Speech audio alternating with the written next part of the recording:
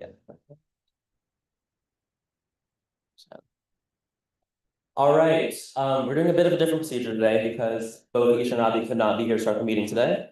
So I'm going to open up the meeting just to call to order, and then we're going to nominate an acting chair for today's meeting. So I would like to call to order this meeting at 8:14 p.m. And now we will open up a election for acting chair. Senator Scott? Nominate Colton Beardsley. Thank you. Is there a second? Seconded by Senator Yang, nominated by Senator Scott. Any other motions? Any opposed? All right, should we do a roll call or just? Yeah. All right, because it's an acting chair election, I'm just going to run through the roll real quick. Here, do you have the? Yeah, can I just see that real quick? Yes. When your name is called, please say aye, nay, or present. Senator Abnesi? Senator Alrai? Senator Beardsley? Here. Oh, wait, sorry. This isn't attendance yet. This is whether you're saying yes, no, or present. So, sorry, let's run that back. Senator Abnesi? Yes. Senator Alrai? Yes. Senator Beardsley? Yes. Senator Cannon? Aye. Senator Cho? Senator Cho. Chance Representative DeMiguel? Here. Yes. Senator Golshani? Senator Makara? Senator Mellon? Senator Mendez? Aye. Senator Nunez Rivera? Senator Rodarte? Senator Santos? Senator Scott? Senator Solomon? Here. Senator Stankovic? Yes. Sure. Senator Reading? Yes. Senator Turan? Senator Tai? Yes. Senator Shuey? Yes, no, or present? Yes. And Senator Yang. All right, can we tally that?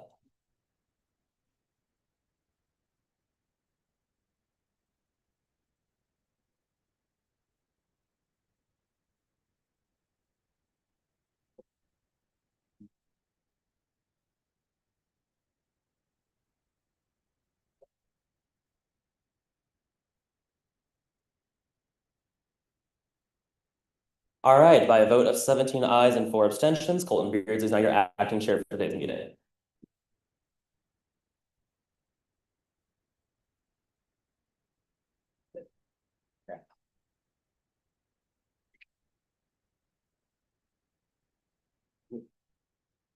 Wait, Daniel, I was supposed to plug in my laptop, be clarified. Oh, yeah. I don't have the slides. That's possible. For the agenda? Just for the agenda. Oh, yeah, yeah.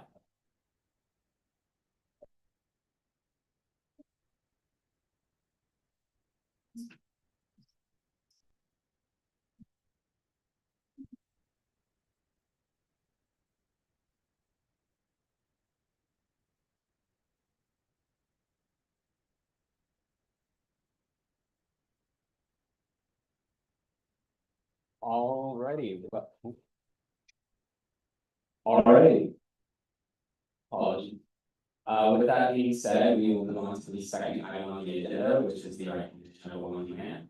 The ASUC recognizes that UC Berkeley sits on the territory of Yushin, the original landscape of the Chinese-speaking people, the successors of the sovereign Corona band of Awi County. This region continues to be of great importance for the Malakma Ohlone tribe and other familiar descendants of the Corona band. We recognize that every member of the Berkeley community has and continues to benefit from the use and occupation of this land since its institution founding in 1868. Consistent with our values of community, inclusion, diversity, we have a responsibility to acknowledge and make visible the university's relationship to Native peoples. As members of the Berkeley community, it's vitally important that we not only recognize the history of the land on which we stand, but also recognize that the Malakma people are alive and flourishing members of Berkeley and the broader Bay Area community today. With that, is there a motion on the floor for today's agenda for this meeting? I move to approve today's agenda. I retract the motion. I moved to add SR 2526 066 to new business. All right, Senator Scott motion to add FR 2526 66 to the agenda under immediate consideration, New business. new business policy. Second, Senator by Senator Saran. Any opposed? Seeing, hearing none, that will be added to new business. With that, is there a motion on the floor? Sorry, I have one more. I have the track, thank you. I have motion to move SR 2526-61 to immediate consideration. Okay, Senator Scott motions to add FR 2526-61 to immediate consideration. Is there a second? Second. Seconded by Senator Todd. Are there any opposed or any objections? Seeing, hearing none, that will be added to new business. Or sorry, immediate consideration, apologies. All right, with that, are there any other motions on the floor at the moment? I move to adopt the agenda as amended. Senator Todd moves to adopt the agenda as amended, seconded by Senator Reading. With that, any objections? Seeing, hearing none, the agenda is adopted as amended. All right, and with that being said, we will now move on to guest announcements. So, Ms. Kate from University Health Services, we will hand the floor over to you. You will have 5 minutes. And then at 30 seconds, I'll have a gavel as a warning, and then afterwards we'll have time for questions. So if you'd like to come up, please feel free. I have email Keisha, so should I plug in? It's up to you. I think you can also share with his ASUC element. Yes, here, I can. Which would you prefer? Here, if you'd like to share it with my email, we can go ahead that way. Here, I can bring it. We'll talk fast. I think in the past, sometimes we have to see what's on that. Yeah, we can send that. Yeah, we can also.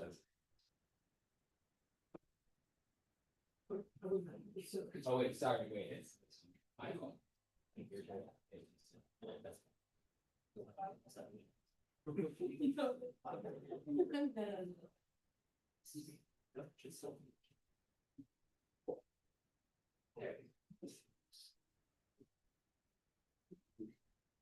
Yeah. Okay, good evening, everyone. So I'm Tammy Kate. Wait, hold on 1 second. Just Okay. need you to do it for the mic for the recording. So Okay. hold on 1 second. I gotta pull this up.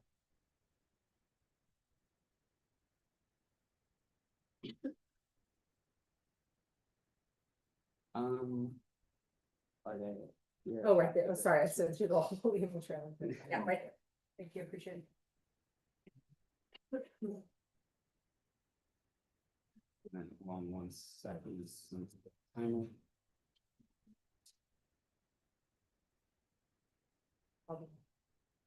And then if you want to talk right here, we'll get that sentence. Okay, I'll start your time. all right. All right, good evening, everyone. My name is Tammy Kate. I'm the communications manager over at University Health Services, and I'm here with. Warren Whitfield, I'm the manager of the Student Health Insurance Office. Awesome. Thanks for having us. So we're gonna run through this. We come here every year at this time of year to talk to you about the student health insurance plan renewal that happens. The ASUC Senate is one of the governing bodies that provides us input. So I'm just gonna see through this a little bit and get to the meat of it, but we're gonna talk about some of our current membership, where we are with the student health insurance plan, and then where we're headed, and then we'll have some time for question and answer. So just a little bit about how the health insurance plan is governed. So we have the University Health Services works with a broker, and our current insurance carriers, our current one and outside ones, and we work on a process that looks at how the plan's doing, what benefits we might want to change. We come up with scenarios, and then we have a set of campus stakeholders. So that's like financial aid, student affairs, the graduate division, DSP. Those are some of our campus stakeholders we get input from, and then student leadership feedback as well. So we're here at ASUC. We're also going to be going to the GA delegates meeting, and then our student health advisory committee meeting, and also the committee on student fees next week. So that one we're adding. We gather input, and then make adjustments, and then ultimately the final decision of what we do is made with our Associate Vice Chancellor, Corey Boo. This is just going over some of the meetings we have coming up. Okay, so just to sort of recap where we are, so our current contract is with Wellfleet Insurance, which means we have like medicals provided by obviously at the Tank Center, but Blue Shield, and Cigna outside, dental, we have MetLife and VSP. So that's kind of the current state. Last renewal cycle, what we did is we just went out to our current insurance carrier, Wellfleet, and went out for a bid. They look, and we'll explain what that means, but they look at our premiums, how much the plan was utilized, do we need to change any benefits? We did not go out to a bunch of carriers. This year we are, and so we're in the process of that right now. So that's what's a big difference that we'll talk about. And we do that about every 3 years. And so last year we did have some benefit changes, and I put them up here on the screen. We changed like the out-of-pocket maximum, we changed the co-insurance amount, and we changed the generics prescription cost at Tang. So again, for this year, we're right in the middle of this cycle. We are in the middle of a formal bidding process. And so we went out to there's actually 4 carriers that, nationally that do student health insurance. We went out to all of them, I think, right. Along with our current provider, Wellfleet, and they come back and, they give us, we look at the premiums, benefits, networks, administrative capabilities, and other services they offer. The summary, and then Warren's going to go into some of the detail. We're not looking to make any benefit changes, so not changing any benefits, but we will be switching carriers, and we're going to explain why. And we're in the middle of some finalist presentations actually tomorrow with 2 new carriers. And so the timing is new premiums get finalized in mid-March for the next insurance year. So that's kind of where we're at there. And I do get it. Yeah. Yes. The Health Opportunity Fund is a fund that's been around for at least 5 or 6 years now. It started out with $50,000 and now has $134,000, where eligible students can come to the Tank Center with this money on their South Central accounts to use it for services that we offer at the Tank Center, whether it's a doctor's appointment, copay, or primary or specialty visit, or even the pharmacy where they can use it for prescriptions and over-the-counter things. The $200 that we add to them has been just life-changing for a lot of our students, as you all well know. They don't have to make decisions with this fund, whether they're going to eat for 2 days or go see a doctor because they don't feel well. So it's been a really plus. The difference this year is that it used to run from around the beginning of September through April.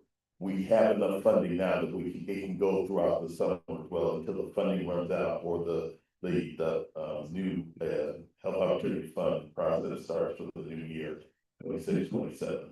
So it's been a plus for us today. Can I see the mic to extend time? Is there a motion currently on the floor to extend time? Move to extend time by 15 minutes.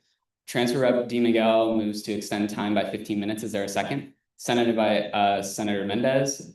Are there any objections? Seeing and hearing none, time is extended for 15 minutes. Sorry. No, it's fine. Thank you. I have no pad.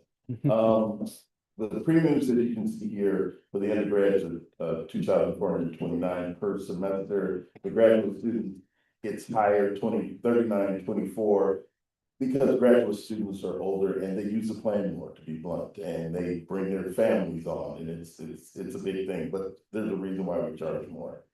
What we're letting you know that the premiums are comprised of 5 different components.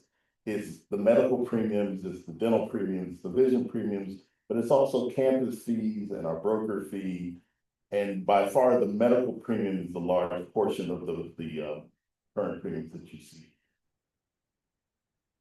The current benefits are 8% for in-network services, $15 for primary care, physical therapy, and GYN services. Specialty visits like orthopedics, dermatology are $25, $35 urgent care visits at the Tank Center or the University Health Service Center outside of the Tank Center on shift is $50. There's a $250 emergency copay when you go. If you're admitted, that copay is waived. But there's a $250 hospital admission fee as well, copay. There's a $15 charge for mental health services outside of the tank. For counseling at the tank center, it's free of charge, whether you have shift or don't have shift. For prescriptions at the tank center, it's less. For generics, it's $20 outside the tank. If you come to the tank center, it's $10. The other co-pays are less at the tank as well.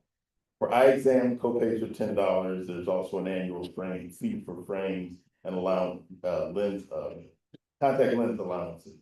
The plans that we have, regardless of what insurance carrier we have, are all going to be PPO plans with coverage throughout the United States and internationally. There's also going to be telehealth medicine visits that you can have, dermatology, mental health, and medical services through telehealth. And there's an advice nurse plan. Our current SHIP enrollment for the spring is 19,965. It's less for my phone going on. It is less for in the spring as far as enrollment because the population of the university is less in spring than in fall.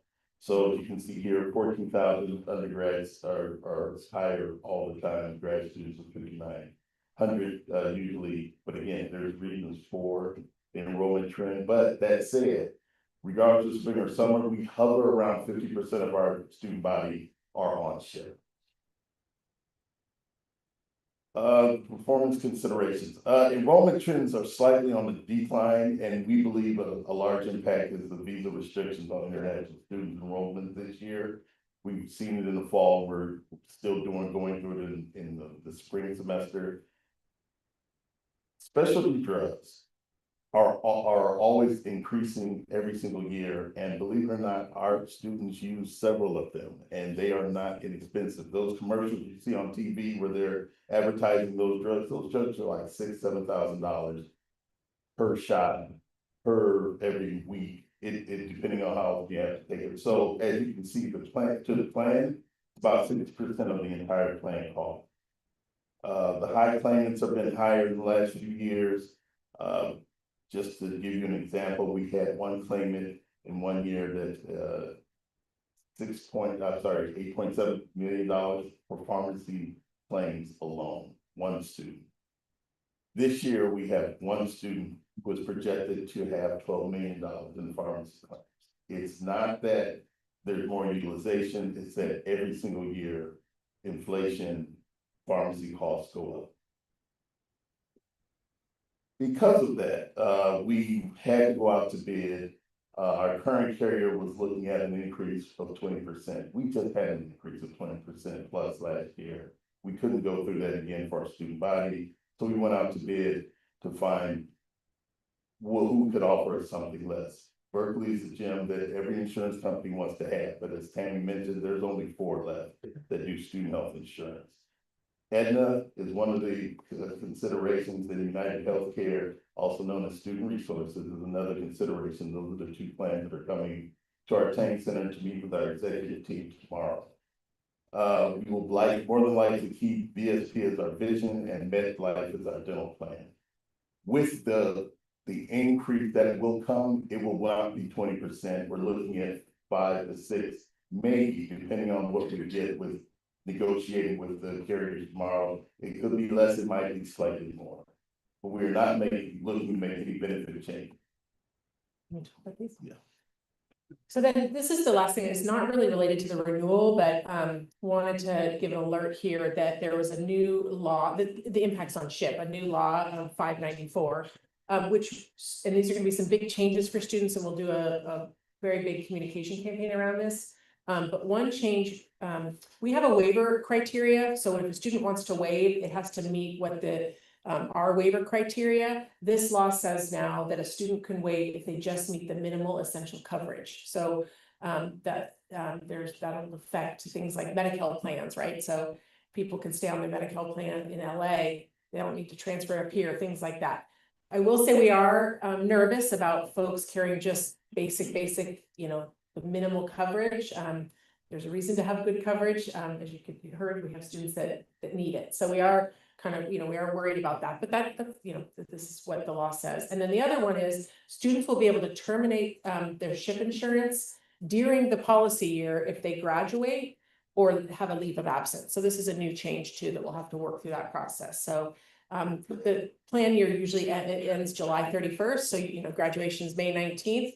A student could opt to try to, say, I don't need this insurance anymore, and we'll have to have a process to do that refund. So this is all brand new. We just actually met with, we're just diving into this right now, but we'll have a plan for how to communicate and do these things. So I think, so that's kind of where we're at. The next steps are, we're meeting with more stakeholders, we're finalizing the carrier premiums, and then we have to create a really robust communication plan as when we change carriers, that will have some impact on students who already have some established care places. So we're done. Questions? Yeah. Yeah, we can move into the section for 5 minutes for questions from anyone if they have any. Senator DiMaggio. Yeah, well, my name is Joshua, and I first want to say thank you. But one of the problems that a lot of students bring up to me when they first enroll is not knowing that they have to, like, I guess, terminate their SHIP insurance if they already have insurance. And one of the things you put on the slide about maybe 594 was them being able to waive it if it meets their if their insurance meets the minimum potential coverage. Is that not already the case, or is that, like, for example, if I have SHIP right now and I come to SHIP saying, hey, I actually have my own insurance, do I still have to meet that original deadline of like a couple weeks into this? You do, yeah, you do. Yeah, the two separate things are not related. One is just the criteria is lowered, right? So more plans will qualify to waive. And then the other one is just if you graduate or take a leave of absence, you can, withdraw yourself from the plan you're on. Yeah, yeah. And to the point about communicating, I know I'd love more ideas. I mean, we started in May, sending messages through Cal Central, putting tasks up on Cal Central. We try lots of ways. And I think, we get to a lot of the new students, and then I find that second year students thought that was just something they needed to do first year, right? But really it's an annual thing. So I hear you, and I know lots of students are bombarded with everything you have to do at the beginning of the year. So we try. Yeah. Thank you. Yeah. Perhaps this could, sorry, my name is Nicole. I was gonna say perhaps this could be something that is brought up during GBO. I think that would be incredibly helpful, and especially if we train GBO leaders to be able to at least like give that information in a digestible way. Obviously, they're trained to be GBO leaders, not necessarily medical experts, but perhaps that can also be a way to let people know about this information early on. That sounds, so GBO, the deadline will have passed for that fall, but for GBO, we could let them know this is in the spring, you can opt out if you've missed the deadline. Like, I think you're right. I think that's a great opportunity to say, you did this back in the summer, but if you now have insurance or other reasons, you can do it, and you'll need to do it next fall. Like, it's every fall, someone needs to. Yeah, it's a great suggestion.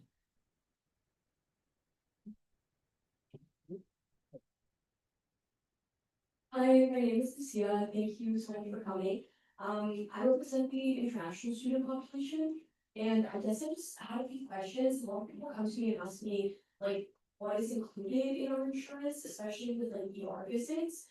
Just like literally from personal experience, like 2 weeks ago, I had to go to the ER for something while 10 wasn't open, and like nobody really. I called like the well fleet number and everything, and I was like, hey, so like what is this going to? And nobody could really give me an answer. So I guess I'm just wondering where you can find this information. We have that information under your coverage, certainly in our office, but on our website, that will tell you exactly the steps. You can always deduct well leave, but for that particular thing, you should call the student health insurance office. It is a great resource. We have benefit representatives just for the students, whether it's a walk-in, whether it's a phone call or an email, will respond. Even secure messaging through my turn. That's what we do now. Yes, my turn. They'll respond back to answer the questions that you have. Thank you. I just maybe it was just my experience, but I called the course, like I guess, the university representatives, and then they told me to call Wellesley. And I did, and they said that it could take up to like 45 processing, like business days, and then I would just get like a big bill. Let me ask you to go back. What was your question to the staff? That you, My question was just to like know how much I was going to bill, if my insurance would be like that's fair. accepted. Okay, That makes sense. okay, we don't know. So we can get into any question about how much something costs at the tank center, outside of the tank center. Your best bet is to call the organization you went to or the hospital you went to. We just don't know. They're going to bill, especially when you talk about emergency room visits. Your copay is going to be the $250 I mentioned. But there's 1,000 things that they may do. You may get an X-ray, you may have tests done. All those are charges that will get paid on some level if they're networked by the insurance company. But your copay is only going to be $250 if you're on ship. Outside of that, if you don't have ship and you have your own insurance, I would call the hospital and say, well, here's my name, here's my date of service. How much did it cost? What, and then they have to give you an itemized list of everything that you had done, and you'll know exactly how much it costs. I have to extend time. Oh. Sorry. Is there a motion on floor to extend time for questions? Senator Mamon. Senator Mamon moves to extend time by 5 minutes. Is there a second? Senator Tehran. All right, any objections? All right, seeing and hearing none, time is extended. So sorry, guys, I'm gonna take like just It- 20 more seconds. So I guess just to wrap it up, it's only the copay for the ship. Did I understand? You didn't understand that correctly. Yes, it's only the copay. Okay, You may get charged to be blunt, $6,000-7,000 by the hospital to the insurance. Your responsibility is just your copay. oh, okay. What's not paid by, they're gonna, they're in network, so they're gonna have contractual write-offs. You're only gonna be responsible for $250. Okay, I guess that just wasn't that clear. Okay. I was going through the process, but thank you for. You're welcome.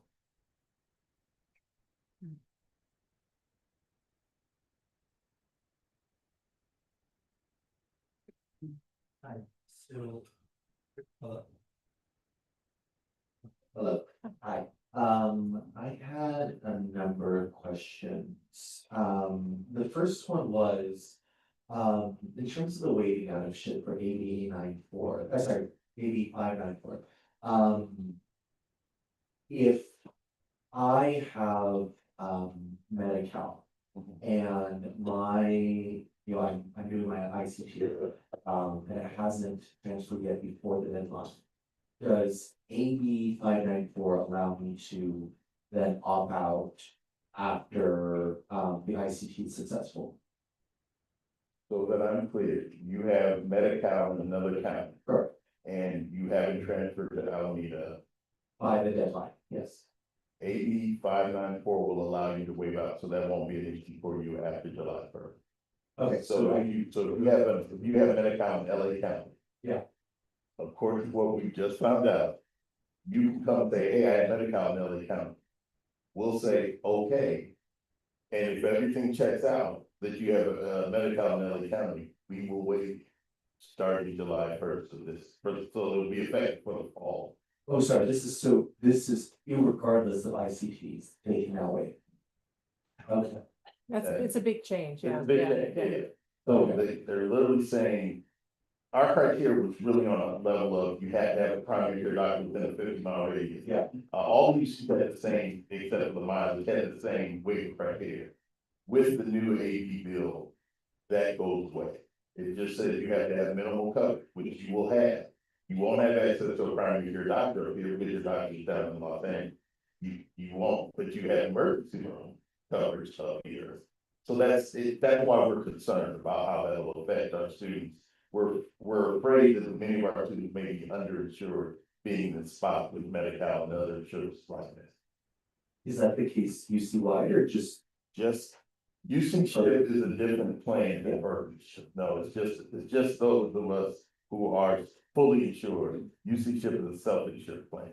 Sorry, I'm saying, is the new ICT rules only applying to Berkeley, or is that UC-wide? It's not UC-wide, it only applies to the fully insured plan, Okay. that's the plan we have. Okay, UC Chip is self-insured, so it doesn't affect them at all. Okay. Their waiver criteria will stay the same. But like UC Irvine, Irvine is now fully. They opted out last year. Yes, yeah, and there are others who are looking to go out, so depending on what they do. has Berkeley Ship considered joining UC Ship or no? Is that not something of consideration? We have considered, we considered them 2 or 3 years ago, they told us no. UC Ship told you no, or? Yeah, but you have to understand, bro, there's a lot going on in the insurance world where before we went up 20% last year, they went up 30 the year before, and we were asking to come in around that time. Insurance has been really volatile the last 5 years. So it wasn't a good time for them to take us on with the burdens that we had, as I just talked about our $8.7 million of one claim. It wasn't a good time, so we did consider them to be a part of their big pooling system, but we were turned away. And they weren't in consideration this year at all. Would that be consideration for future years? It always could be. Yeah, at some point, the regions may say, yeah, everybody needs to go on UC Ship. They haven't done that yet, and it's because it wasn't out there. Okay, that's good. And And then, there's no. also. I Sorry, don't hold know- on 1 second. Is there a motion on the floor to extend time? Senator Ron motions to extend time for 5 minutes, seconded by Senator Mamone. Is there any objections? All right, seeing and hearing none, your time is extended for 5. Thank you. So I don't know how many students know, so there's certain students that have come to me that said that like they didn't know that SHIP can be used outside of campus. They only think that it can be used on the tank center. And so as Nate was mentioning about like GBO and sharing that, you know, you can wave out of SHIP with AB 594. It can be also shared that like it is usable anywhere. You know, people can use it outside of campus, so I know it's on the website. But like if it can be emphasized that it's not just for on-campus coverage. Well, I think we do an awful good job of spreading the word. This isn't a new insurance thing. We have never had insurance that can only be used here. Regardless, we used to be on UC Chip many years ago. When we went out on our own, our insurance is always nationwide, international, you can use it anywhere in the world. You do not have to be here in order for it to be used. If you are not here in the current plan, and you're out in Arizona, you can still be seen, still have the same coverage you would have if you're in the Berkeley area. So that's always been the case. We struggle with reaching everybody with all the information. That's why we have it in one central place where they can reach. But I agree with you. I wish we could do more. We're always working to do more. do you think it might be folks that are like, because they're learning to navigate insurance like for the first time, so they're really just back to sort of like the basics of how the insurance, so just in general, right, not just ours, I said, yeah, when you come across, if you try to do GBO, go over your SHIP benefits, we report, so we're always looking for ideas how to do that, but I think that just like having to learn and live on your own is a big one, right, health literacy, so I can see that, yeah. And then last question, sorry, it's that, I saw like the out-of-pocket maximum greatly increased. Last year. Last year? Yeah. Was there a reason for such a large, like that seems like a substantial increase from? So because our insurance carrier first came in last year and they were gonna raise our rates 25%, we closer to 30. We had to go and negotiate some benefit changes, which would then bring the premiums down, and so we had a whole bunch on the table. And these were the ones that gave us the ability to have the increase go down, the premium increase, and it didn't affect as in, you know, like that. Well, just in case you all don't know, forgive me for out-of-pocket max means you pay that amount of money out of your own pocket, co-pay, co-insurances, and you reach at the time $3,200. So the rest of everything for the rest of your coverage period for that year, you don't pay anything out of pocket. We had hundreds of students getting $3,200, and the insurance now has to pay the entire fare. which now means the insurance premiums are gonna be pushed to the max. To be as blunt as I possibly can, our insurance carrier has lost money with us in the last 3 years. They've collected millions of dollars and they spent that time 7%. So they didn't make any money having Berkeley, the best school in the world, as an insurance partner. They can't, no insurance company is in the business of applying insurance to the or healthcare coverage. They're in the business to make money, and they lost money with us because of our claims. It's not their fault, but that's the reason why we had to push to get the premiums down even more, to say, okay, if we make out automatic $5,000 instead of 3,200, which is standard if you look across the country for student health insurance plans at different universities, we're right in the middle of where we should, where we were. We were lower at 3,200. So 5,000 is a far reach. It's a jump for us, but it's about where the national average. Okay, thank you. Thank you. Are there any other questions? All right, well, thank you very much. For Yeah, coming. thank you for your time. Yeah. Thank you.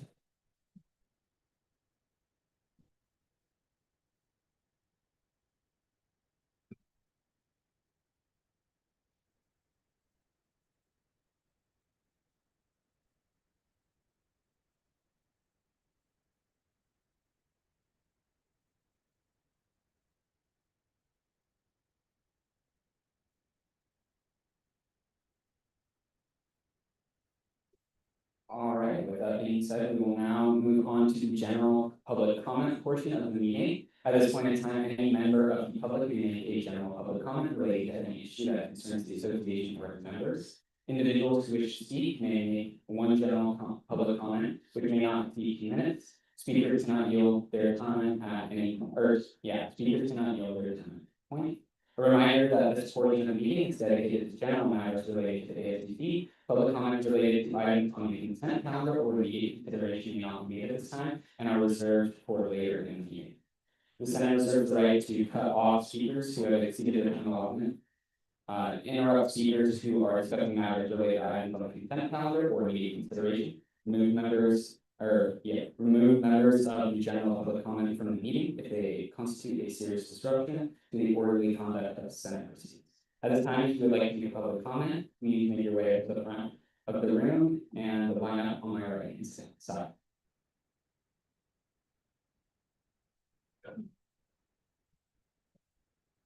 I'll start with the 2 minutes. Absolutely, thank you.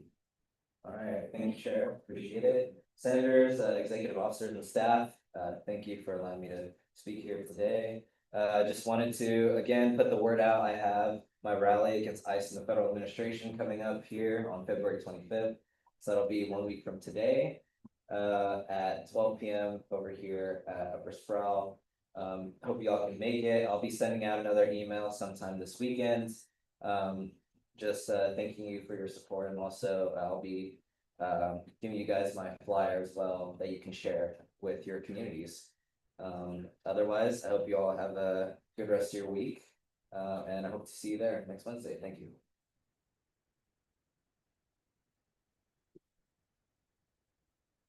All right. At this time, senators will be allowed 2 minutes to respond to any general public comment that has been given earlier in this meeting. Senators may not yield their time to any other senator that may not speak on topics not raised in general public comment period. I will now recognize speakers one by one to speak. All right. Seeing as there are no responses to general public comment, we will go ahead and move on to executive officer reports, starting with the president.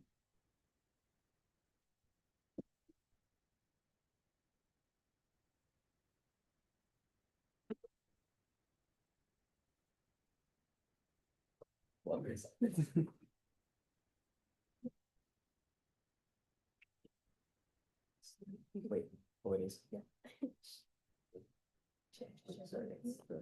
This one.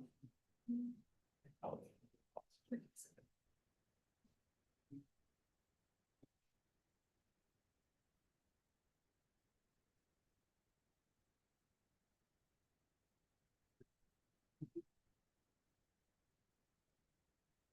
Hi guys, my name is Gabby. I am one of the head of staff interns and I'm so happy today. She couldn't make it, but she sent her best regards. And so yes, just for Senate announcements, we have a lot of events going on in OP. We have our MIF Farm Zone check-ins, and this is mandatory for anyone that applied for funding. And so if you know anyone that applied for MIF, please let them know that check-ins are very mandatory. There's only 10 out of 62 orgs that completed this check-in, so please make sure that you're telling any persons or anyone that applied to MIF to fill in the check-in. And then also just make sure to have check your emails so that you can complete it ASAP. And then we also have a big smile grant distribution happening this Friday. If you have any questions or anything, we have more information on our Instagram. We also have ice posters that will be distributed across dorms, which are underway. And we're aiming for completion by early March. So this is deadline for departments, which is exciting. And this will also be supporting legislation impacting undocumented international students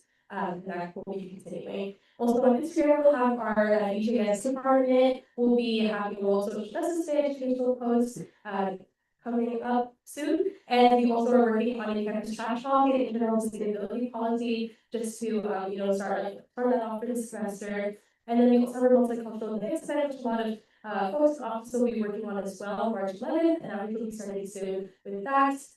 We also have our non-trad department, which they're compiling a commuter resource guide. The first draft has been completed. And finally, for APO, academic professional opportunities, they have weekly workshops in this series just started. So, any freshman or anyone that could benefit from cover letters, LinkedIn networking, or resume building internships, please let them know. This is a great resource. It's here at Ashland. And attendance is encouraged for people who want to go to the firm visits that we're offering as well. And so, yeah, if you know any freshmen who would benefit, please let them know about this amazing resource. More information on our Instagram. And then for past and upcoming events, and I've used in like 20+ committees that she's sitting on. So a lot of the meetings are just on those committees, everything. There hasn't been much updates and plans to, the things that have been coming through these meetings. But if you have any questions, she'd be more than happy to let you know about how those have gone. Yeah, I think that's everything for me. If there's any questions. Okay, perfect. Thank you all so much.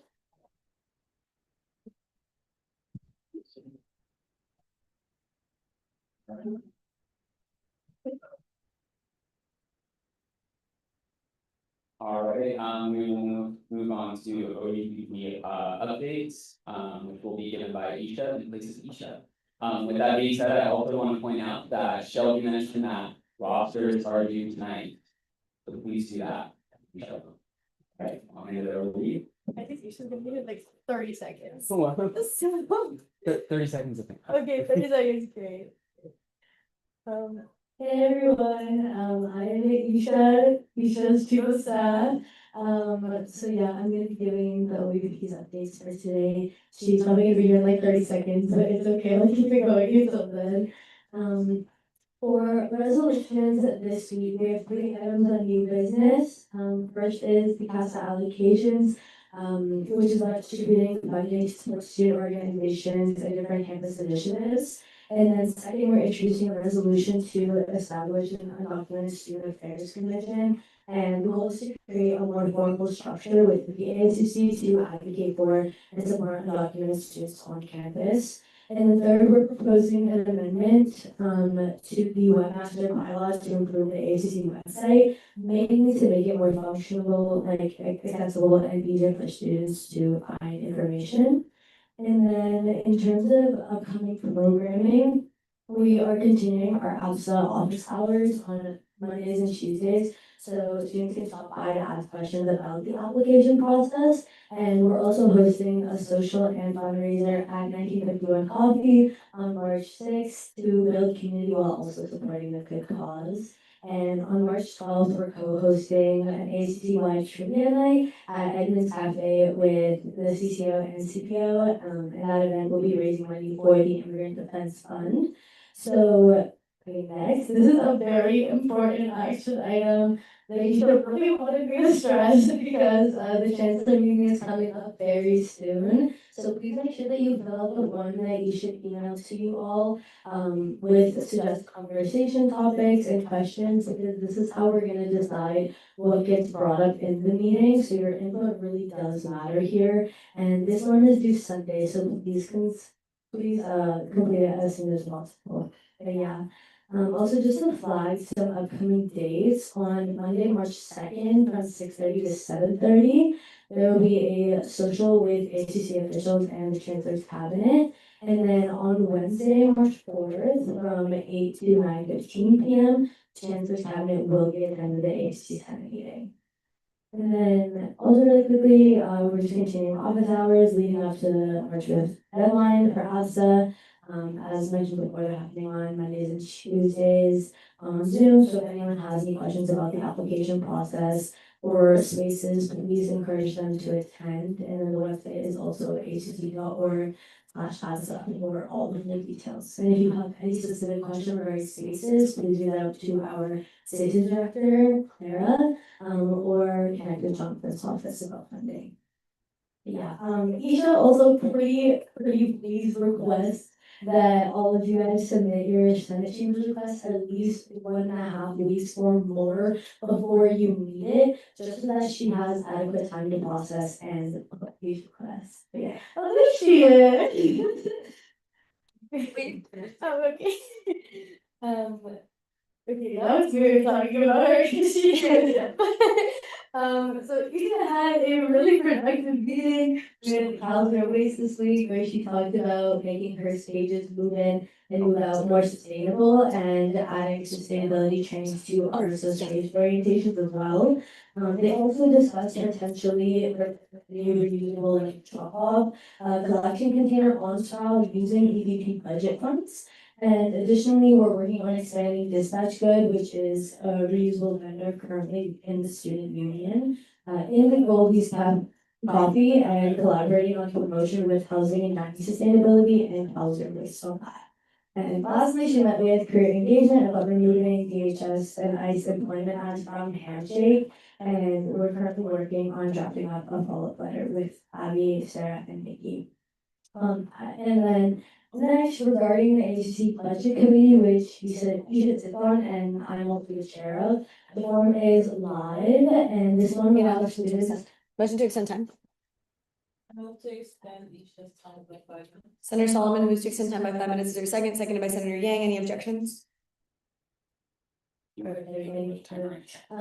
this forum allows students and RSOs to submit proposals on how they want the campus budget to be allocated, including where funding should go, who it should support, and how feasible the proposal is as well. So the goal is to make sure that student voices are centered within the budget allocation process. So please encourage your communities to provide insight and feedback throughout this forum so we can bring those priorities directly to campus CFO. And this is a real opportunity to influence how funding decisions are shaped. And you can access the form using the QR code that we put over there or at tinyurl/budget proposal. Yeah, the deadline is Wednesday, March 4th. So please share this widely among your community members and the spaces that you're in on campus. We really appreciate that.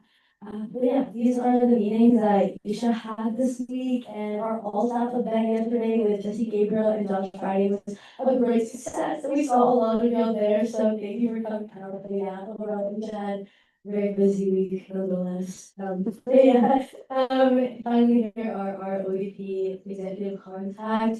Has their name, title, email, so if you ever want to collaborate with us on anything, feel free to reach out. Questions? Okay, thanks. I have a question. I have a question for you. I have a couple questions. How early should you fill out the Senate Chambers request form? 1.5. At least 1.5 weeks before. You don't have to, but it would be very helpful. And then when is the Chancellor Google form due? Amazing! Yay! Okay, awesome. Okay. I think Jenny's not here, so we'll go ahead and move on to student advocate Brittany for her update. You can send it to me now. Thank you, Colton. Let's get Colton around the world. Because I think it's my year. Okay.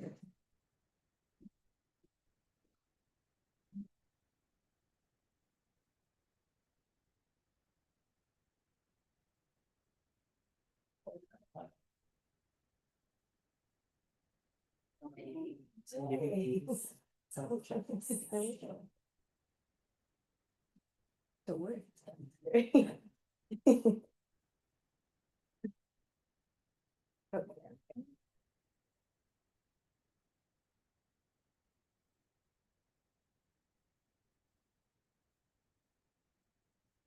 Hi everyone, I hope you guys are doing well, and again, I know you guys have some midterms, so I'm hoping midterm season is well for you guys too. I have a super quick update, don't want to keep you guys long, but just for the meetings that I had, not too many this past week, but this internal chiefs meeting, I opened my Michaela a few times, especially with tax applications, I go really bad. But thank you, Sean, Michaela, it's so helpful. Also a lot of EOP funding concessions, we had a couple of the 9s and 10s. We had one, I think, 17, we had two on 17, and then another one like 18. Just so in our office, we can work on phone banking, and then we had our internal security grant meeting, which is like our funded resource for our kids working in the office. And then upcoming meetings, as university chiefs, ASUC budget committee, going to be meeting with OP to talk about some potential collaboration, meeting with like, vice provost, undergraduate education, registrar, sometime, I think Tuesday of next week, alumni and donor relations, and then also student leader lunch with UC Regents coming up, and then, student risk committee next week, and then ASUC budget prioritization meeting with, Benjamin and Harlan coming up next week too. And then just some updates, EOP funding, we're 90% done, this has been such a uphill battle trying to get all these calls done for EOP, but it's been super successful so far, a lot of students reaching out and letting us know that they will be applying for readmission, given the funding that this readmission equity grant can provide them. We're gonna have some upcoming meetings with EOP to discuss the review process for the readmission equity grant, just going over applications, seeing who actually getting funding to be removed to the university. And they have their own like specific guidelines that we'll follow and like adhere to and reviewing the applications. And then just as a reminder, the priority deadline for the EOP readmission equity grant is due on February 20th at 11:59. Did you know anyone who wants to remit to the university or just want to spread the word? This is a really important priority deadline so that they're, because the application review period starts next week. And yeah, that's pretty much all the updates that I have, and then of course our services, and then my contact info, and she's contact info as well, but thank you all. Any questions? Thank you. All right, and then next up we have the AVP Calvin Yang. Yay! Did you, yes, okay.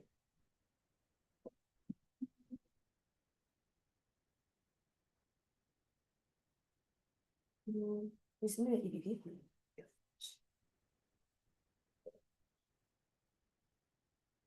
Okay, I don't see it. When did you send it? Oh, sorry.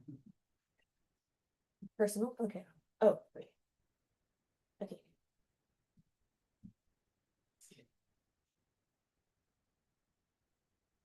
Can you scroll? Alright, open.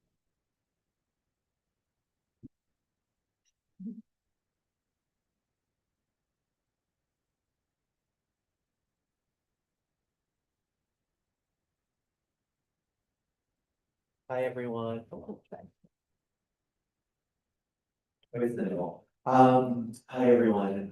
Happy week 5. And today I'm giving time during my comments to Mr. Terrence Kendall from SFA Aries to share a project that we've collaborated on the EAD office and the relationship involved as well that we put forward today. Thank you, Calvin, and thank you ASUC for hosting me. I believe there was a resolution brought forth for your body to provide us with a letter of recommendation, or a letter of support for this project.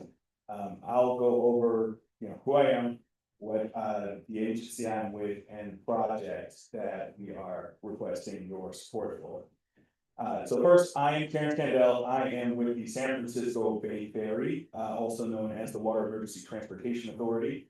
I don't know if any of you have taken the ferry out of San Francisco to and from Oakland, Alameda, but that is us. It is a bit of an interesting structure. The agency that I'm with, it oversees operations, and then we contract with a group who executes our operations. But we, and can we go to the next slide? Or Yeah. Oh, great. So I'm just gonna give a quick overview of San Francisco Bay Ferry and then the REEF program, our rapid electric zero emission ferry program. And then we'll talk about the Berkeley Ferry Terminal project. I don't know if any of you have heard about that. That is the project that we're requesting support from the body for. This is a project that is currently going through permitting process and will be brought before the Berkeley City Council for approval to put a ferry terminal at the Berkeley Marina. And I'll go in more as we go on. And then we'll talk about, you know, future construction of the project schedule and the estimated time. So first, I'd like to give an overview of San Francisco Bay Ferry. So San Francisco Bay Ferry is the operating body that it was formed in 1999 and reformed in 2009 as the Water Emergency Transportation Authority. We are charged with operating and expanding the Bay Area's ferry system, as well as leading its waterborne emergency response. So what that means is we are tasked with expanding ferry operation across the Bay Area. Currently, we operate in Oakland, Alameda, San Francisco, Richmond, Vallejo. Am I missing any? I think those are all of them for now. And hopefully Berkeley pretty soon. And actually, quick raise of hand, is anybody ridden on the San Francisco Bay Ferry? Excellent, excellent, okay, great. So that is who we are. We have a governing body. It consists of 5 state appointed directors, 1 appointed by the governor, 1 appointed by the Speaker of Assembly, 1 by the Senate Rules Committee, and 2 that are adjunct appointed by the governor.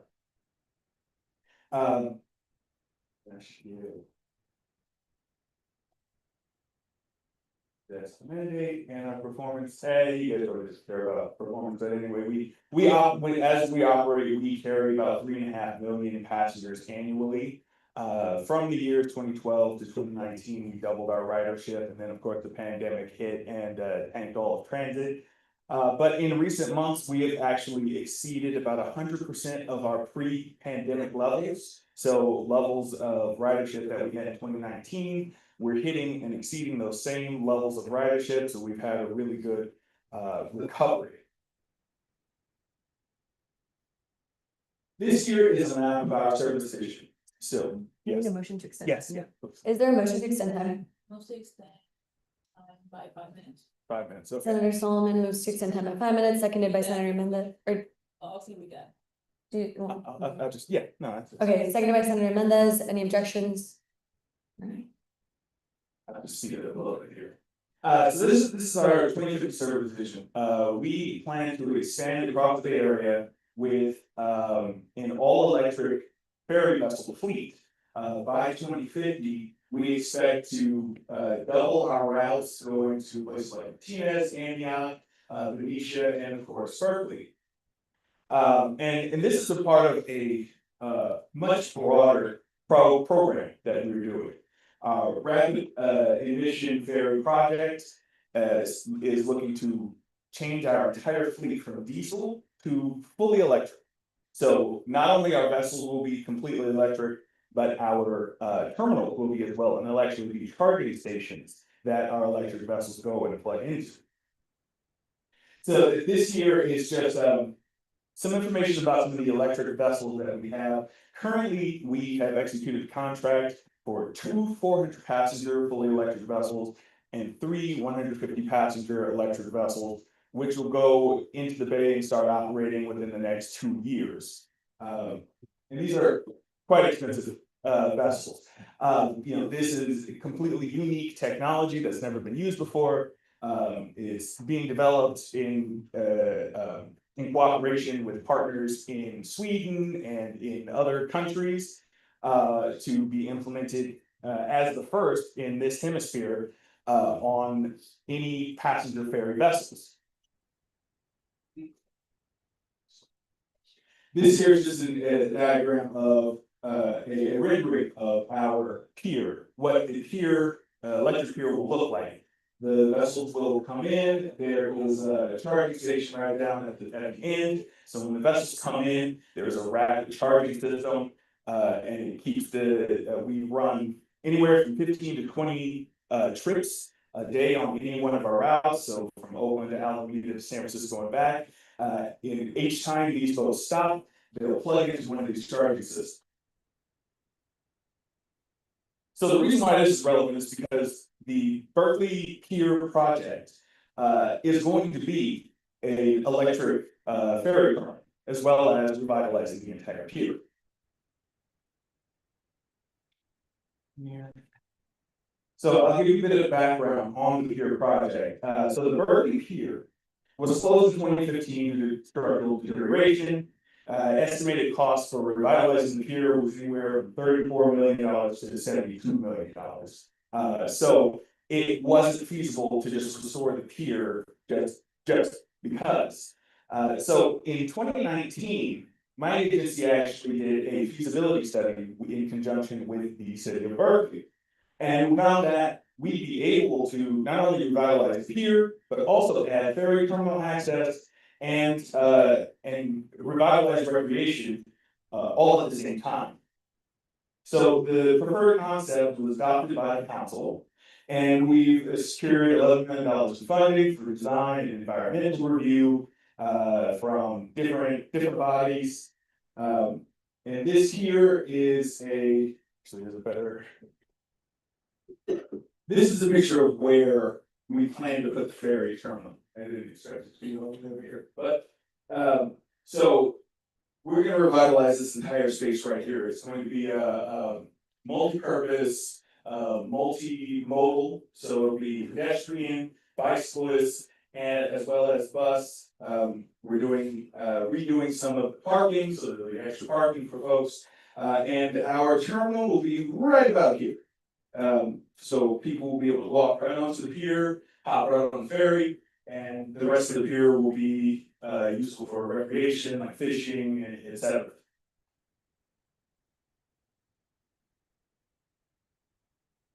So just the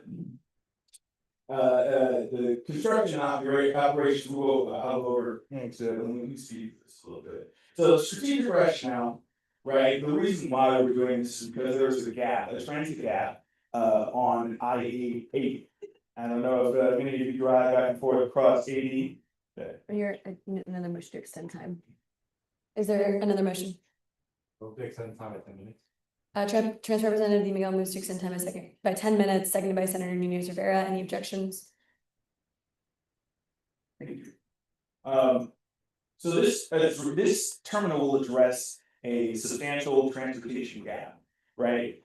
Our mandate is emergency response. If there is an earthquake, much of the driving infrastructure, the freeways, highways, will be liquefied. They will be unusable. In addition, different transit systems like BART will also be unusable. So there ends up being no real transit system to respond to places like San Francisco and Berkeley. So what this does is this fills that emergency response gap, where if there's something that happens that makes it so that cars are unable to respond to the emergency, if trains go down, that there is a ferry right on the water, there's a pier that you can go to if we need to evacuate the city of Berkeley, or if we need to bring resources and personnel in. So it covers this not only a transit gap, but also emergency response gap. My boss actually lives in Berkeley, and she has to either drive to San Francisco or drive down to Oakland to go ahead and take the ferry. So with this, anybody who lives in Berkeley will be able to just hop right on the ferry. Of course, there's BART. BART is always a much more efficient choice, but the ferry is just much more fun if you've been on. Try it. And if you haven't, please take a ride.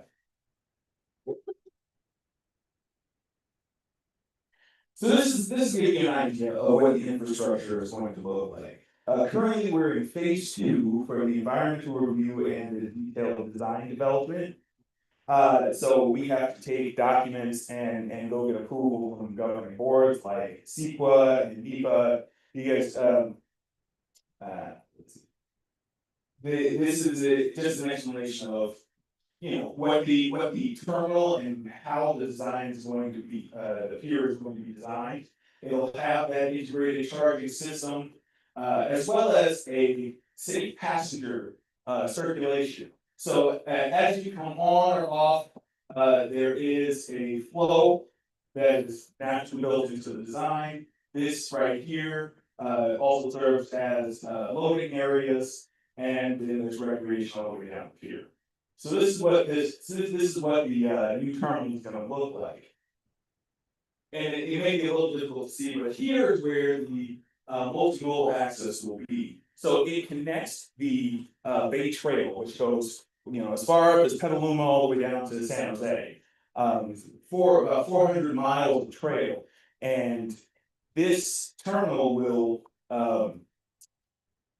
incorporate that trail so that people can go, you know, from San Jose straight through the trail, you know, on their bike or however they travel, all the way up. And so it becomes a connecting hub for Berkeley, not just by water, but also by land, by revitalizing the pier.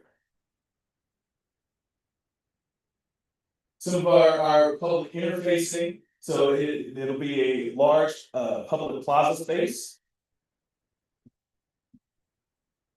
Here. It'll integrate with the Bay Trail, cycling infrastructure, and it will be designed to be ADA compliant. I also work at ADA for our agency, so we make sure that all of our infrastructure is ADA compliant and accessible. It is also built to withstand climate change.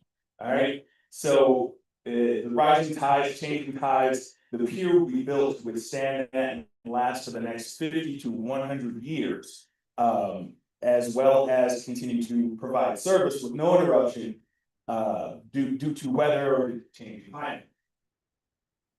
The design elevates the pier.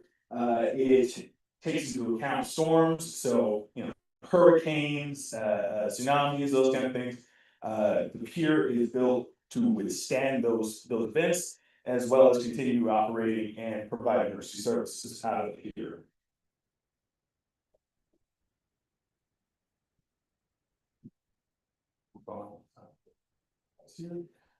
So just an idea of the process itself. The city of Berkeley is leading the environmental permitting process. We, the San Francisco Bay Ferry, we are operating. We are in charge of doing operations and emergency response. So the thing that's going to the city council on February 26th is the zoning adjustment board. It is a permit approval. So what we're asking for is approval for the design to begin construction and operation on the pier. It'll then have what's called environmental review, the EIR, that'll go before the council sometime in May. Once we get all the permitting done with the zoning adjustment board, it'll go before the council for them to approve, and hopefully, according to our timeline, we should begin construction around 2028 and look for service to begin around 2029. So with that, I know I just threw a lot of information at you, but please ask me any questions that you may have. Do you guys have a mic?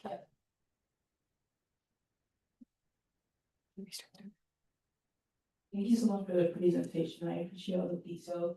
I do want to ask you, like, there's like a lot of recreational sports that happen at the Berkeley Marina, like the Cal Adventure and the Cal Sailing Club, and they've been here for like over 50 years now.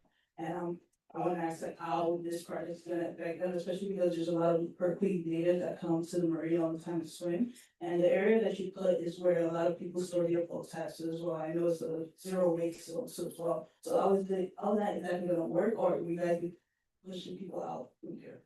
So, we won't be pushing anyone out, where we're constructing the pier is, a zone that isn't frequently used, where many of the sailboaters and windsurfers, kayakers, all of the recreation, they will be, it. To give frame of reference, will be a bit to the center where they've always historically been, off Fort Bank. All close to like the shore. So this service will not interfere with a lot of the recreation that already goes on. In addition, the city has had a lot of community outreach, especially with the sailing club and with the kayakers and windsurfers. And this design was made with them in mind to make sure that our service does not interfere with those recreational activities, that we give enough space to those recreational activities. And with the number of places that we operate, we have always navigated those recreational spaces in different areas. And it's no different with this and with the design. To speak to the environmental part, that's actually the permitting process that we're going through right now. As a part of the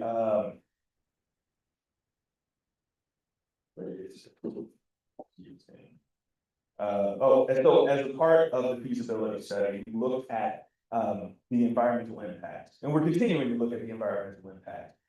That's what will be going before the city council in May is the environmental impact review, where we have made sure that we are complying with all of the city's environmental requirements, as well as climate resilience goals. And this will be a bit of a novel thing where we are bringing in electric ferries, electric infrastructure. So it'll actually be a reduction of emissions in that area. Thank you. Can I ask another question? So I understand that you said, yeah, we all adventures over here, but I work at Health Ventures, and we always have partner boats on that site as well. And then I also know a lot of fishermen. There are a lot of people who live in on that area that you talked about. So what does the city have in mind for that live here or the fish here or what is it? As far as I understand, from a city perspective, we won't be moving anyone. They shouldn't be impacted by the construction of the pier, because it'll just be a revitalization of the pier itself. But we shouldn't be displacing anyone with the construction of the pier of service stuff.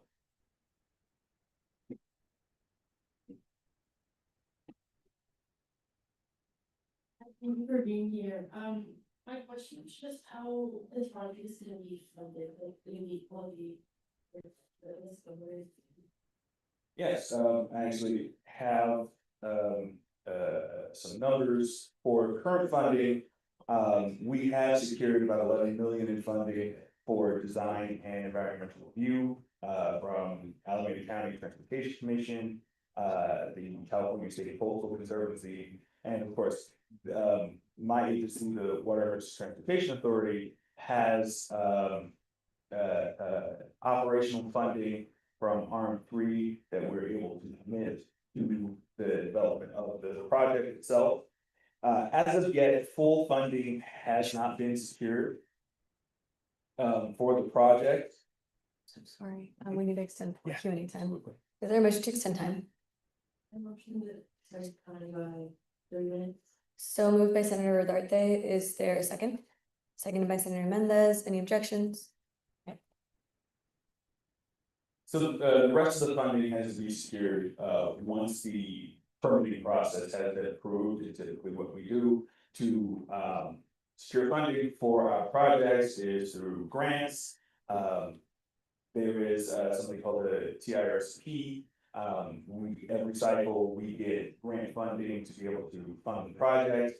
The project is estimated somewhere around $50 million. And we're already looking at about 100 million of that in grants for the project specifically through those grants. Pass the mic down.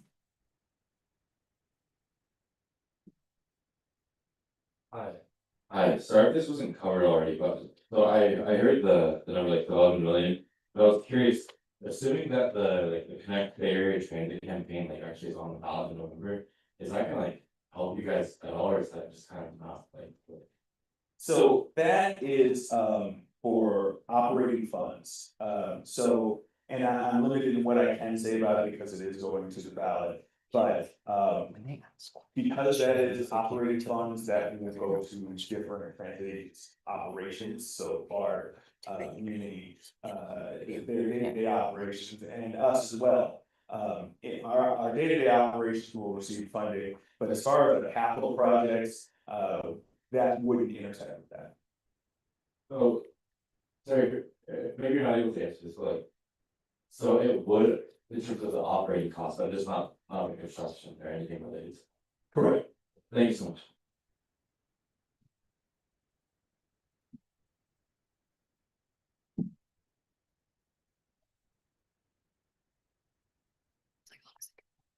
I was just wondering, what you would wanna see from us, or if you were looking for, or just why you're.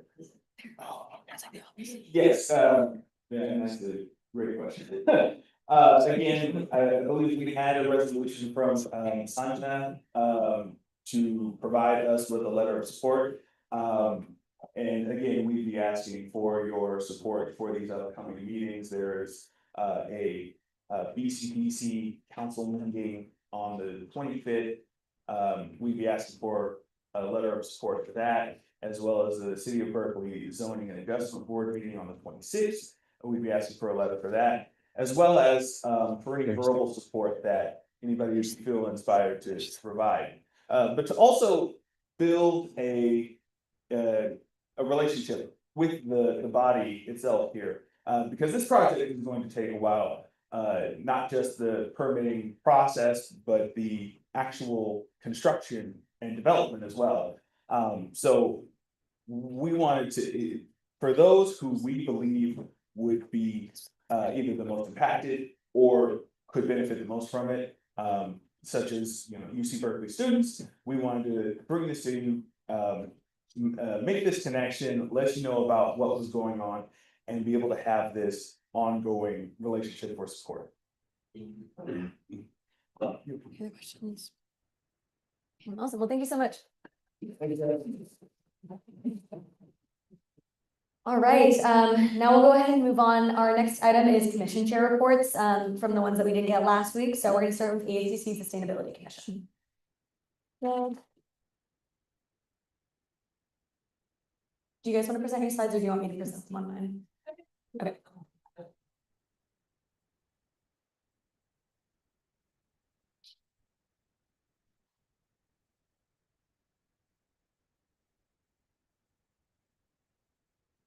Mhm.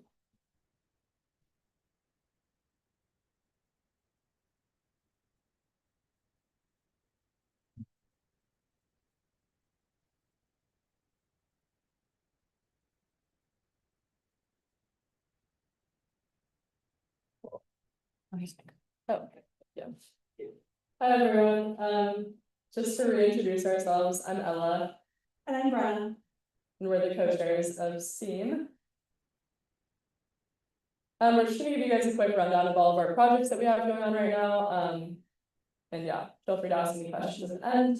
So starting off with Ethical Eats, this is our restaurant sustainability rating system. You can scan this QR code if you want to check out the website. Please share it with any of your teams and your friends. It's a really cool project. We're currently onboarding 2 new leads, so we're excited to see about where this project is going to go this semester. Yeah, and then our environmental justice and education program is around educating elementary school education around environmental justice and sustainability. And similar to Ethical Eats, we're introducing 2 new project leads, so we're in the middle of an onboarding process and just getting the public to speed. And then you can scan this QR code to learn more about that. And then next we have the Green Event Certification Program. This program is really cool because it provides money to RSOs on campus for implementing more sustainable practices. Our main battle with this right now is just spreading the word. Honestly, we have so much funding for it and we want to give it out, but we're trying to market it better. So yeah, please let any RSOs that you work with know about it. You can scan this QR code right here and you'll be brought to the application. Yeah. So Sunstone is our annual solar power music festival held every spring. And it's gonna be at Wells Crescent Lawn this year on April 19th, so the day after holiday. We, earlier this month, we had a fundraising event with Headland Springs, a band night, and that was really successful. And then we also started our crowdfunding page, so, which is linked up in this right corner. I think we're about 30% to our goal. So we're just working around, raising funds for our event. And then we also wanted to link our head for this event, Sophia. Here's our contact below, and we're looking for, if you know any bands or are part of it and you'd like to perform at some sort, please reach out. We'll have a more formal application for that in a couple months. As well as tabling opportunities. We really want to emphasize environmental justice. So if you have any RSOs that are interested in tabling or you're interested in tabling in our event, please let us know. Yeah, Sunstock's a really fun event, so even if you're not coming to the table, you should just come and also spread the word about it. It's gonna be a really fun day. And that's all we have. So yeah, here's our contact information and let us know if you guys have any questions. Thank you. Awesome, thank you guys so much. Thank you. Thank you. All right, next up, we've got the ASUC Housing Commission.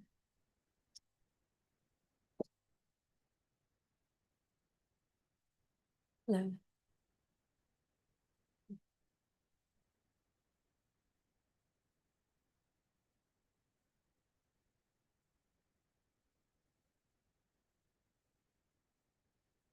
Alright, hi everyone, my name is Abby and I'm one of the co-chairs of the ASUC Housing Commission. So sorry for not being here last week. Both me and my co-chair had some sort of flu situation. It was not good, but I'm here now, so that's good. Alright, first order of business, we had our first two commission meetings. We had our first one in Edge, but the room was not that good, so we moved to Worcester Hall, which is our own base setup. That ended up working out just good. And for this presentation, I'm going to do an overview of our housing action plan. That's a survey that was taken back in 2024. We finally collected all the data and made a report official. We decided to put it into its final and design mode. But I'm going to share with you guys the key findings that we have.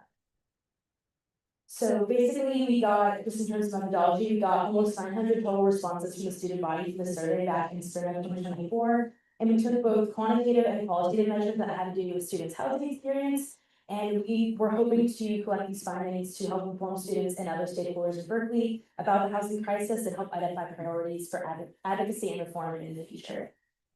So our first key finding is that dorm residents paid over 50% more than some off-campus residents for rent. The large range of this comparison is comparing co-ops, which includes also food and other habitability amenities, and on-campus dorms. And that's a very stark difference. Almost thousands and thousands of dollars worth more for students who are on campus versus in the co-ops. And it also correlates with people's satisfaction with their housing. Most on-campus students believe that their housing was not fairly priced, like over 22% off-campus thought it was fine, and then on campus it was a little bit higher. So just keeping that in consideration in terms of wanting university students, their housing is really important. Number two, nearly 3/4 of students live within 15 minutes of campus. 73% of students said that the commute was 15 minutes or less, and of these, 83% said that they primarily walk to campus. And we found evidence that per capita rents for off-campus apartments may be cheaper closer to campus. But we also need to take into consideration that they are paying less to kind of have the substitution of having a roommate or a couple roommates. So the price difference only looks like it's a couple $1,000s. Most students who are paying this amount do not have roommates for campus. And number three, students using financial aid are over 50% more likely to live in on-campus housing. Almost 42% of respondents indicated they use FAFSA or the California Dream Act funds to pay for part of the housing. And of these, around 20% indicated that FAFSA and the California Dream Act were the only way they ended up paying for housing. And around 50% of students who said that they only use financial aid money to pay for housing, so they live in on-campus housing. So basically, those students who receive financial aid do end up kind of paying for these higher income dorms, but use their aid to help cover that.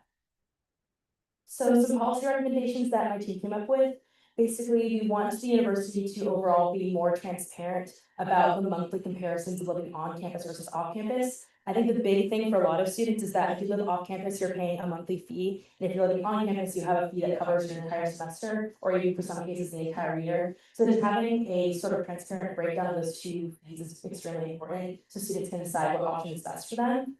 Also, a lot of people perceive housing unfair, and the university is also not transparent about where the amount of money is going to for housing. Like, as many of us remember, as freshmen in dorms, we were just giving this fee that counts for food and counts for rent. We're not really sure how that price is broken down. Some past years have tried to kind of talk to the administration about this. They haven't been budging that well, so we're hoping to continue that project going on into this coming semester.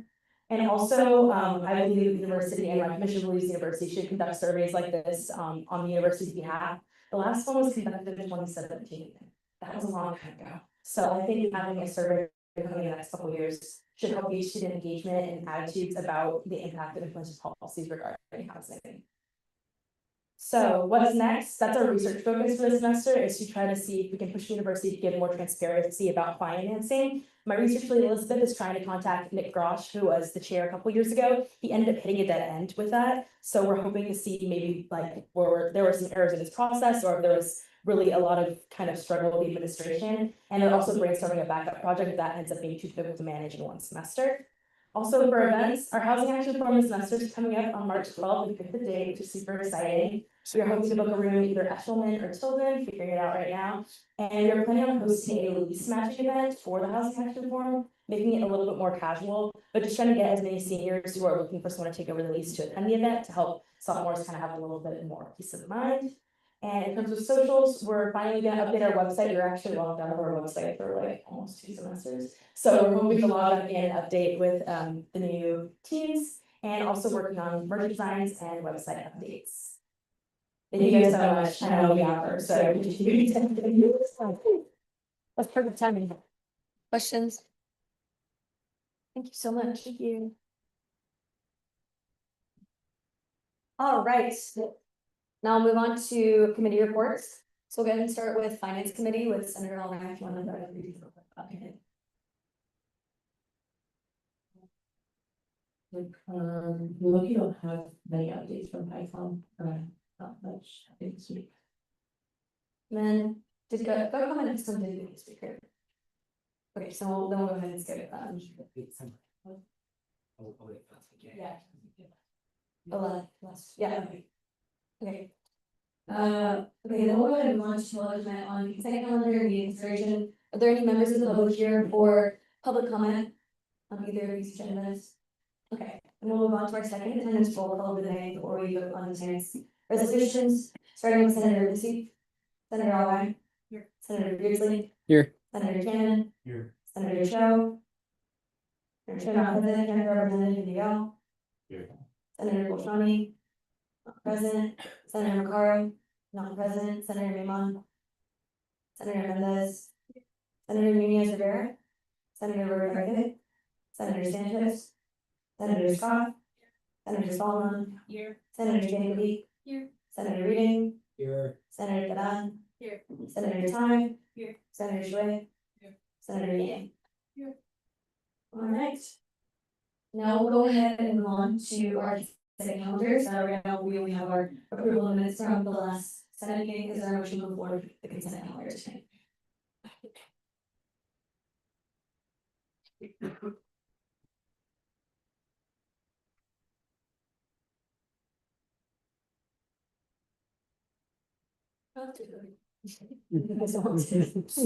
Move to approve the consent calendar for today.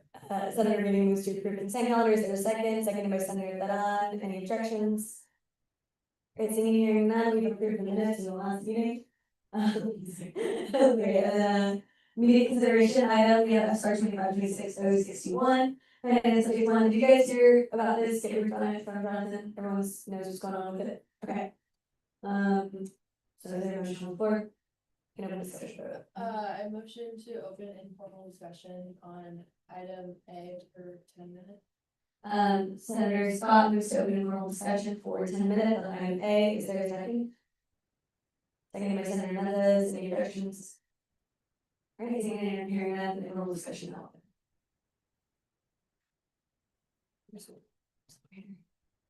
Yeah, my.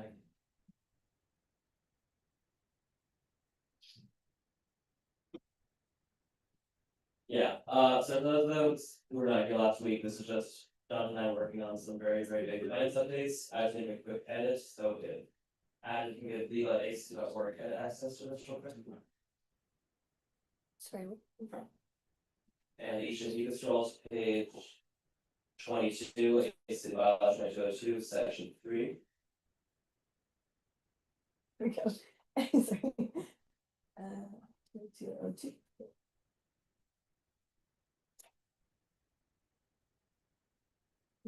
To section 3. Yes. Section 3. Yeah, so one of the changes we're looking at with this, change with this bill is, if you just went a little farther. We usually have these kind of requirements for what people can get in their first, second, third place sponsorship. We are increasing those limits because of inflation. A lot of work over the day, I guess you know. But we do not update the actual written amounts, only a dollar amount, and how to edit those real quick. Does that add access shared?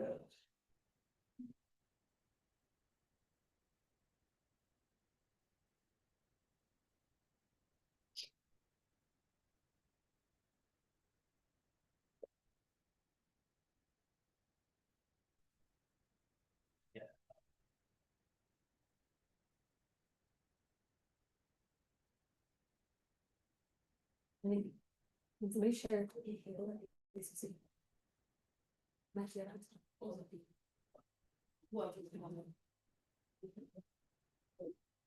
The question was, are these limits to apply for this upcoming cycle? These are only going to affect this current ASUC cycle, which will close on March 4th and begin review.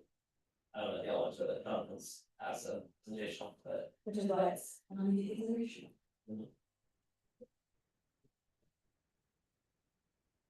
Still uploading. Okay. Go.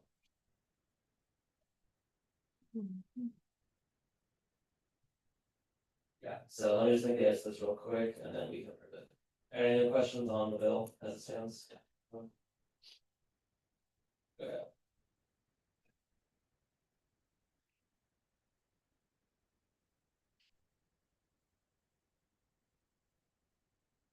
If anyone wants to like talk about the bill, it's changing in the meantime, or if anyone wants thoughts on it.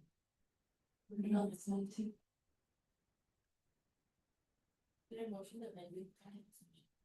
Yeah, you can send it. If you'd like to move to ample discussion and just approve it as amended, then we can just do the synchronization. Yeah. And then what are the amendments that we? The other amendments are just, you see this section that says we're costing 500, we're putting in 650, it's just we didn't write up the words for that. Oh, okay, great. Yeah. It's just great. So Senator Rodriguez moves to exit informal discussion. Is there a second? Seconded by Senator Scott. Any objections? All right, seeing hearing none. That's it. Exit. And then is there a motion on the floor of any considerations? Motion to approve item A and amended. Senator Scott moves to approve item A as amended. Is there a second? Seconded by Senator Mendez. Any objections? Seeing and hearing none, item A has been approved as amended unanimously. All right. Good stuff, everybody. That's not gonna be. Jonathan will be very happy. We'll see him in the interaction. All right, now we're gonna send these resolutions to committee. So first we have resolution 62 that will be going to finance committee. Resolution 63 will be going to governance and internal affairs committee. Resolution 64 will be going to governance and internal affairs, and also external affairs committee. And then resolution 65 will be going to finance committee. And resolution 66 will be going to governance, yeah, governance committee. Any questions? I had a question about like so because last week we didn't have committee bills that were supposed to go to committee for last week, when would they be on the Senate? So those from last week will also be going to committee this upcoming Monday, so whichever ones we send, will be considered committee on the 20, whatever that date is, and then next week. we'll be voting. Yeah. So, but isn't it the chancellor or? No, the 10th meeting, yeah, but usually we have 10th meetings for the regular business. If there's any resolution about that, we'll be voting too. Okay, great, yeah. So I didn't see you going to Excel, so I'm just. I see you going to something about that, yeah. Alright, great. We'll go ahead and move on to announcements then, so every office will have 2 minutes to give a brief update about what you worked on, kind of yielded, so let's start maybe on this side, so we can pass the microphone to Margaret. Okay. And then I'll hang out over here for 2 seconds.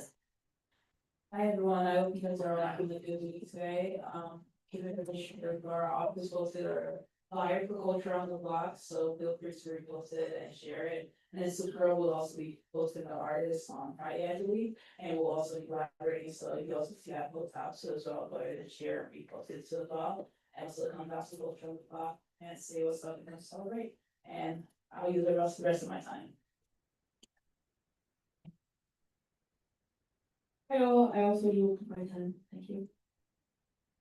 I will see you. Thank you. No updates. No updates. I yield my time. Have a good week. Thank you. I yield. Me too. Me too. Happy New Year. I know what I said. Yield my time. Ramadan Mubarak, I yield. I love your midterm to go. I yield my time. Good night, y'all. Okay, we'll go ahead and call the roll one more time for adjournment, so please stay present when you hear your name called, starting with Senator Musi. Here. Senator Albright. Here. Senator Beardsley. Here. Senator Cannon. Here. Senator Cho, not present. Chancellor Representative Vidal. Here. Senator Golchani, not present. Senator Macaro, not present. Senator Maymon. Present. Senator Mendez. Present. Senator Nunez Rivera. Senator Rodriguez. Senator Santos. Here. Senator Scott. Here. Senator Solomon. Here. Senator Sandy Lee. Here. Senator Reading. Here. Senator Badan. Here. Senator Ty. Here. Senator Flay. Senator Yang. Here. Alright, is there a motion to adjourn? And also, please stay seated before we adjourn. Motion by Senator Yang to adjourn, is there a second? Second by Senator Badan, any objections? Seeing hearing none, this meeting is hereby adjourned at 9:51 p.m. Right.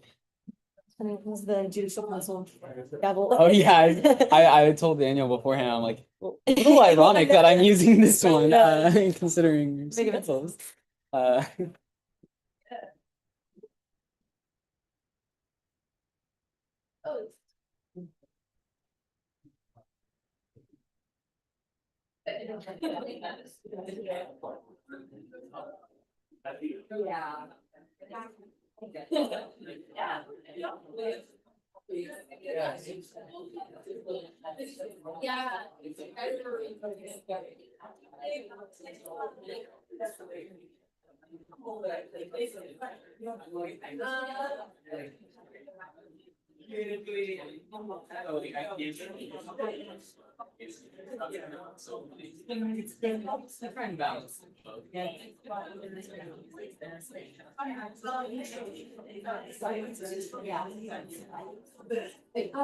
Sorry, for finance updates, as I see too, we also want to, yeah,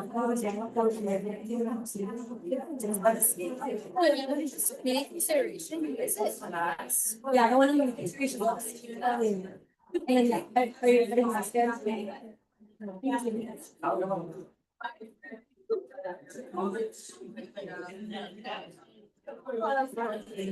Oh, nice to meet you.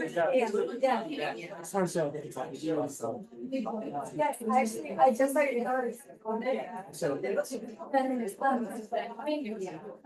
Yeah, was it like short question? Like, Okay.